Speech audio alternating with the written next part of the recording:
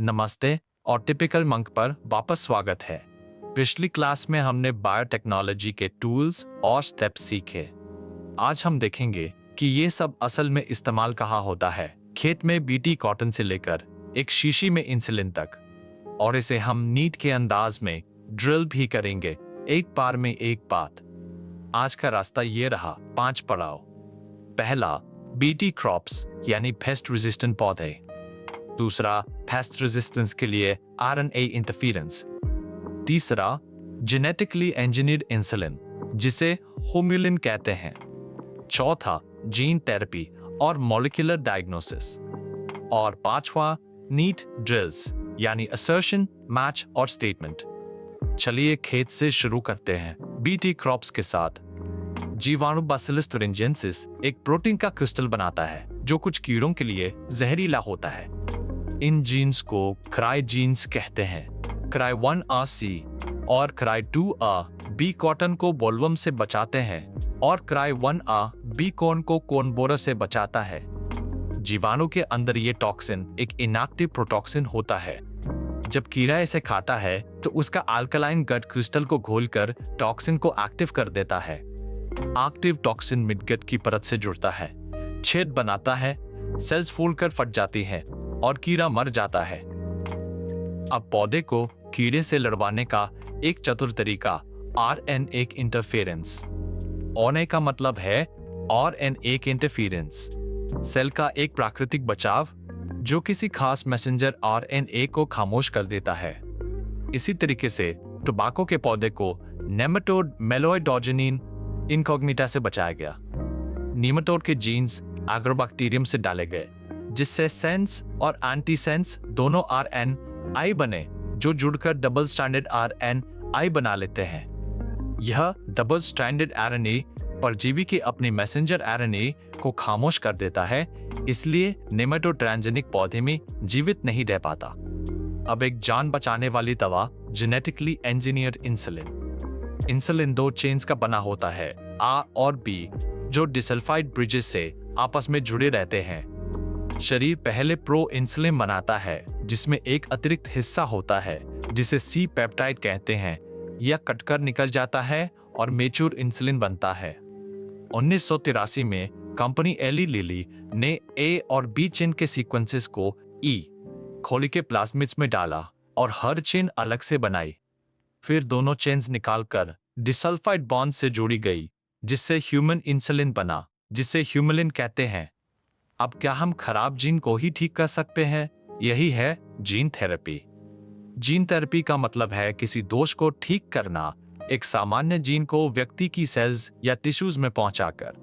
पहली कोशिश 1990 में एक 4 साल की बच्ची पर हुई जिसे आयरन डिफिशियंसी थी, यानी एंजाइम एडेनोसिन डियामिनेज नहीं बन रहा था।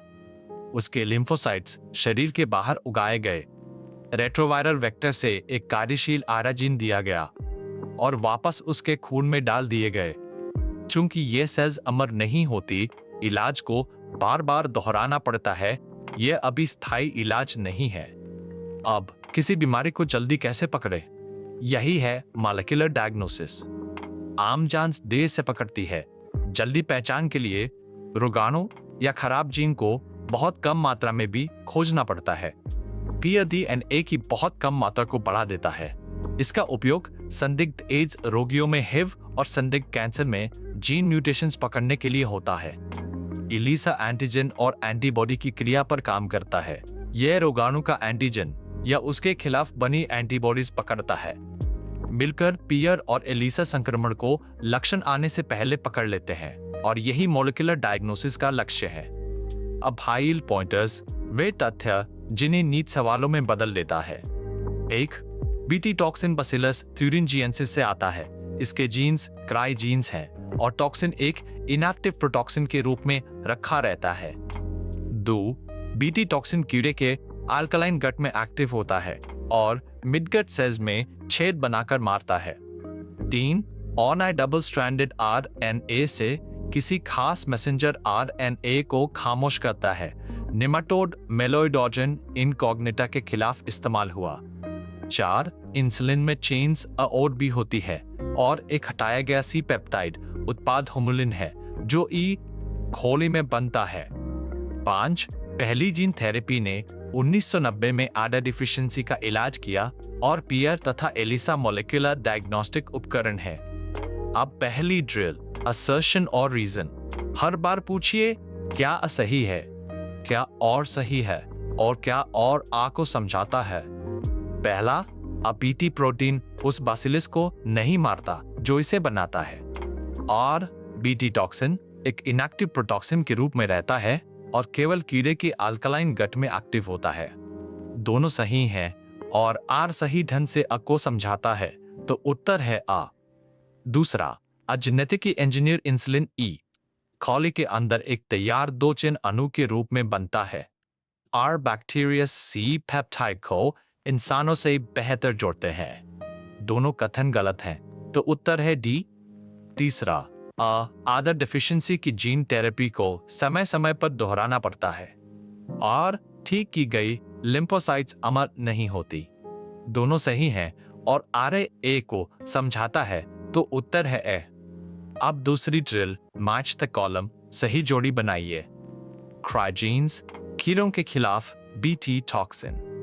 RNA interference, nematode resistance, humulin E coli से बना इंसुलिन, और एलिसा एंटीजन और एंटीबॉडी से पहचान। अब तीसरी ड्रिल, इनमें से कितने कथन सही हैं, एक एक करके जांचिए। पहला, बीटी टॉक्सिन कीड़े के अल्कलाइन गट में एक्टिव होता है, यह सही है। दूसरा, आडा डिफिशियंसी की जीन थेरेपी ने 1990 में स्थायी इलाज दे दिया, यह गलत है। तीसरा, RNA interference double stranded RNA से किसी टारगेट मैसेंजर RNA को खामोश करता है, यह सही है। तो सही कथन 2, यानी पहला और तीसरा। अब उन गलतियों को साफ करते हैं जिनमें छात्र फंस जाते हैं। भ्रम, बीटी कॉटन हर उस कीड़े के लिए जहरीला है जो इसे बस छू ले। सच, टॉक्सिन तभी असर करता है जब इसे खाया जाए, और खास कीड़ों के अल्कलाइन गट में। भ्रम, इंसुलिन ई कॉली से एक तैयार अणु के रूप में निकलता है। सच, ए और बी चेन्स अलग अलग बनती हैं, फिर डिसल्फाइड बॉन्ड से जोड़ी जाती हैं। अब खुद को परखिए, हर सवाल का जवाब उसके प्रकट होने से पहले दीजिए। पहले जवाब दीजिए, इसी से मजबूत नीट रिकॉल बनती है। सवाल 1, बीटी टॉक्सिन का स्रोत जीव। उत्तर, बासिलस तुरिंजिएंसिस। सवाल 2, टोबैको में आरएनए से किस पेस्ट को रोका गया? मेलोइडोजिन इनकॉग्निटा। सवाल 3, ह्यूमुलिन इंसुलिन बनाने में इस्तेमाल होस्ट ई कोली। सवाल 4, जीन थेरेपी से इलाज किया गया पहला विकार एडा डिफिशियंसी। सवाल 5, DNA की बहुत कम मात्रा को बढ़ाने वाली तकनीक PR। चलिए सब कुछ एक सांस में समेटते हैं। बीटी क्रॉप्स में क्राइजीन्स होते हैं। प्रोटॉक्सिन कीड़े के अल्कलाइन गट में एक्टिव होता है। RNA डबल स्ट्रैंडेड RNA से किसी पेस्ट जीन को खामोश करता है। टोबैको में नेमेटोड रेजिस्टेंस देता है। ह्यूमुलिन इंसुलिन के और बी चेन्स ई खोली में बनी और डिसल्फाइड बॉन्ड से जुड़ी। जीन थेरेपी ने 1990 में सबसे पहले एडा डिफिशियंसी का इलाज किया। दोहराया जाता है, अभी स्थायी नहीं। और पियर तथा एलिसा बीमारी की जल्दी मॉलिक्यूलर डायग्नोसिस देते हैं।